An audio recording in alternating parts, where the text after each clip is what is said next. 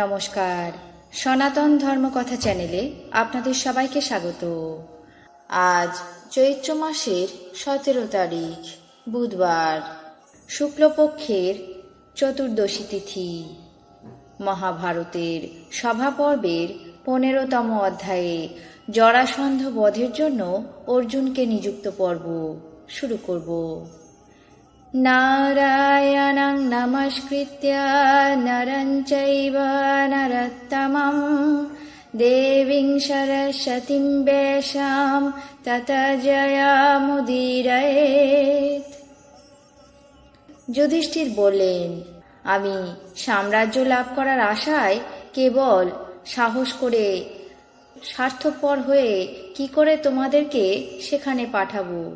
দেখো, ভীম এবং অর্জুন আমার দুই চক্ষু স্বরূপ, তুমি আমার মন স্বরূপ।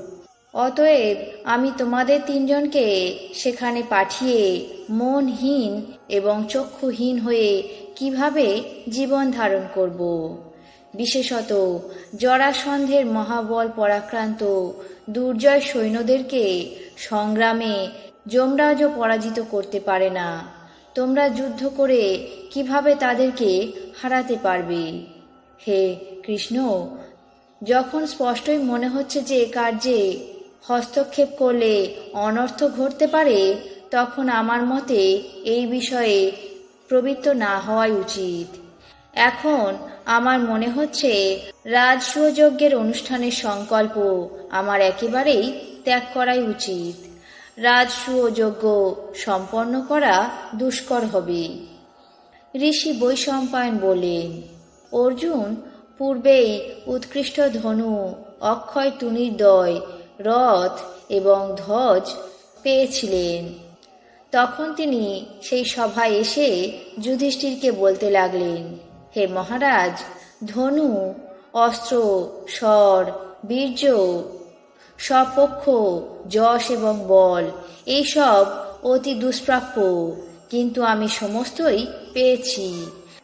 বিদ্বান ব্যক্তিরা সিদ্ধ বংশজাত লোকেদেরকে প্রশংসা করে থাকেন, কিন্তু আমার মতে যে ব্যক্তি বলবান এবং উৎসাহশীল তিনি যথার্থ বুদ্ধিমান এবং বলবান, এবং তিনি একমাত্র প্রশংসার পাত্র। বীর্যবানদের বংশে জন্মগ্রহণ করে দুর্বল ব্যক্তি কিছুই করতে পারে না, কিন্তু নিবীর্য বংশে জন্মগ্রহণ করে বীর্যবান ব্যক্তি সম্পদ লাভ করতে পারে। যে শত্রু জয় করে নিজেই মৃত্যু বরণ করে সেই যথার্থ ক্ষত্রিয় এবং বীর্যবান ব্যক্তি। অন্যান্য সমস্ত গুণ বিবর্জিত হলেও শত্রু জয় করতে পারেন। নির্বীর্য ব্যক্তি সর্বগুণ সম্পন্ন হলেও তার দ্বারা কোনো কাজই সম্পন্ন হয় না। যে ব্যক্তি বলযুক্ত হয়েও জরুরি অবস্থায় উদাসীন থাকে সেই সসৈন্যে শত্রুদের কাছে পরাজিত হয়।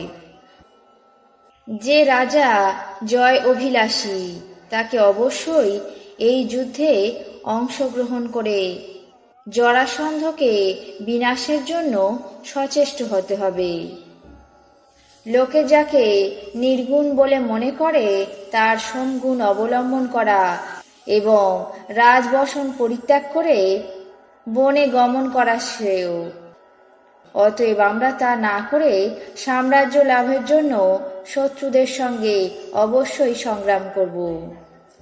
কৃষ্ণ বললেন, ভরত বংশে জাত এবং দেবী কুন্তীর গর্ভে সম্ভূত ব্যক্তির যেমন বুদ্ধি হওয়া উচিত, অর্জুনের মধ্যে তা অবশ্যই সুস্পষ্ট আছে। মৃত্যু যখন নিশ্চিত থাকে তখন কি দিন বা কি রাত তার কাছে কিছুই প্রভাবযুক্ত নয়। কোন ব্যক্তি যুদ্ধ না করে অমর হয়েছে এর কথা তো কখনো শুনিনি। অতএব বিধান অনুসারে নীতিবান হয়ে শত্রুপক্ষকে আক্রমণ করে সন্তোষ লাভ করাই একমাত্র পুরুষের কাজ।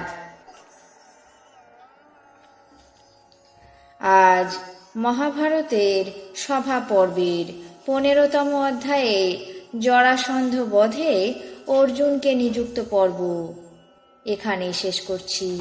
বাকি অংশ আগামী পর্বে পাঠ করে শোনাবো। এখন জেনে নেব আজকের দিনের 12টি রাশির রাশিফল। মেষ, মানসিক সংযম। বৃষ, দ্বিমুখী আয়। মিথুন, অপচয়। কর্কট, অনিষ্ট আশঙ্কা। সিংহ, সহকর্মী বিবাদ। কন্যা, ঋণ প্রাপ্তি। তুলা, বিত্তনাশ। বৃশ্চিক, অম্লরোগে কষ্ট। ধনু, রায় অনুকূলে। মকর, ব্যয় বৃদ্ধি। কুম্ভ, শিক্ষার অগ্রগতি। মীন, আঘাত প্রাপ্তি। এই ছিল আজকের দিনের 12টি রাশির রাশিফল। আপনাদের কেমন লাগলো তা অবশ্যই কমেন্ট বক্সে জানাবেন।